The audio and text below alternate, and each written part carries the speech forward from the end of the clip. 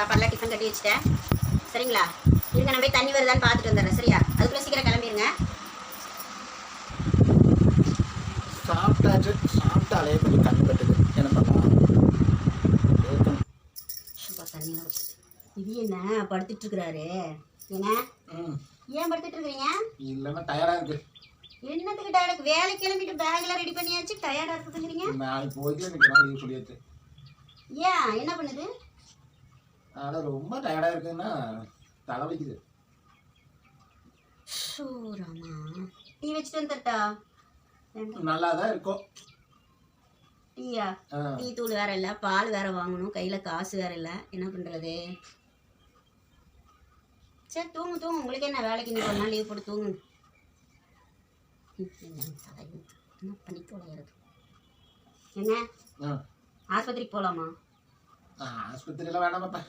ஆஸ்பத்திரிக்கு போனோம்னா டாக்டருக்கு ஊசி போட காசு கொடுக்கணும், கையில் 100 ரூபா கூட இல்லை, என்ன பண்ணுறது? தூங்குங்க தூங்குங்க, நீங்கள் தூங்குங்க தூங்கு. ஏங்க கஞ்சி வச்சுட்டு வந்துட்டா? சரி, அதையா வெய்ய. கஞ்சி 1 கிலோ அரிசி தான் இருந்துச்சு பாருங்க. மத்தியானம் சாப்பாடு கட்டி கொடுத்துட்டேன்.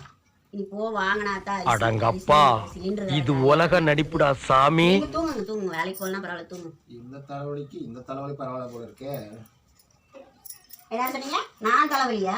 இன்னும் கொஞ்ச நேரத்துல மகளிர் குழுக்காரன் வருவான், ஃபைனான்ஸ்காரன் வருவான். பதில் சொல்லுங்க பார்க்கலாம். உட்காந்து நீங்க பாட்டு எந்திரிச்சு போயிடுறீங்க. இன்னைக்கு வருவாங்க. ஆமா, இன்னைக்கு இப்ப வருவாங்க. தலைவலி சரியா போச்சு பாப்பா, நான் வேலைக்கு போறேன். கேட்டா நான் இல்லைன்னு சொல்லிடுறேன். இதுல மட்டும் எஸ்கேப் ஆகுறீங்களா? பாரு, ஃபைனான்ஸ்கார் வராங்கன்னொன்னே என்ன வேகமா எந்திரிச்சு ஓடுறாரு. பணம் கட்டினது கூட தெரியல மனசு, அப்படி வேலை செய்யறாராமா. பாத்துக்கோங்க.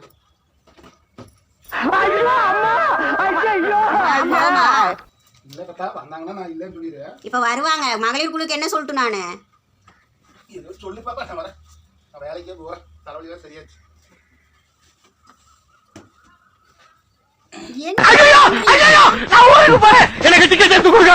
ஏங்க ஏன் இப்படி பண்றீங்க? அப்புறம் நான் என்ன சொல்லிட்டோம்? சரி பாப்பா, டாடா. பார்த்து பத்திரமா இரு, நான் வரேன்.